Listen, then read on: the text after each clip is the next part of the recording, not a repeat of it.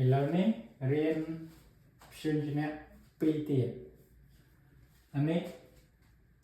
ash ash មិនហាស់ទេខ្មែរយើងថាហាស់មិនមែនទេ ash ash កា minuscule majuscule តូចស្អីចេះធំស្អីចេះអញ្ចឹងយើងប្រកបមកអាហ្នឹងវាអត់មានសម្លេងទេ ash វាអត់មានសម្លេងព្យញ្ជនៈហ្នឹងជាព្យញ្ជនៈដែលអត់មានសម្លេងវាប្រកបជាមួយអានេះនៅតែ e u o a e e e e អត់ដែរវាអត់មានសម្លេងទេចាំដល់ពេលចូលក្នុងពាក្យបានដឹងថាកន្លែងណាបានវាអត់មានសម្លេងកាវាមានសម្លេងវាដូចអក្សរខ្មែរកគីគីកូកាកើកេកែកែគីឡើយយើងមើលពេលវាប្រកបជាមួយស្រៈលើអាឡូលើអាឡូវាអត់មានសម្លេងចឹងអានេះក៏អត់មានសម្លេងដែរអញ្ចឹងវានៅតែអក្សរ u ជាមួយ e l e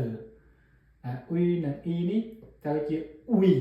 អញ្ចឹងមានឡាស់ទៀត will អញ្ចឹងដល់ពេលមានអានេះ l ពីមុខអញ្ចឹង will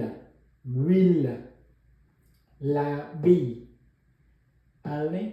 អានេះអត់មានសម្លេងអញ្ចឹងប្រកបអានេះមក la b la b l'élève a vu le halo l'élève a vu le halo ma mère lave la bille ma mère lave la bille Nari a une robe Havane le kilo kaki Nari va à coquille อันนี้ kaki อันนี้ coquille kaki นี่ z អក្សរ minuscule អក្សរទូចอันนี้អក្សរធំ majuscule Navani ami labi kaki អានោះមក clear វា z ចប់អានេះ l'élève a vu le navire l'élève a vu le navire បកប្រែជាខ្មែរ le halo អានឹងលោកខែបានឆាត់ l'huile អានេះប្រេង la bille សម្លៀកបំពាក់ l'élève a vu le halo កូនសិស្សបានឃើញខែបានឆាត់ ma mère lave la bille ម៉ែខ្ញុំលាងសម្លៀកបំពាក់មានន័យថាម៉ែខ្ញុំបោកខោអាវ Nari a une robe Havane Nari មាន robe មួយពណ៌ពណ៌ត្នោតពណ៌រាងស៊ីជពូខ្មែរយើងហៅស៊ីជពូពណ៌ស្តៀងរាងខៀវអាប់បន្តិចអាហ្នឹង Havane ពណ៌ស៊ីជពូ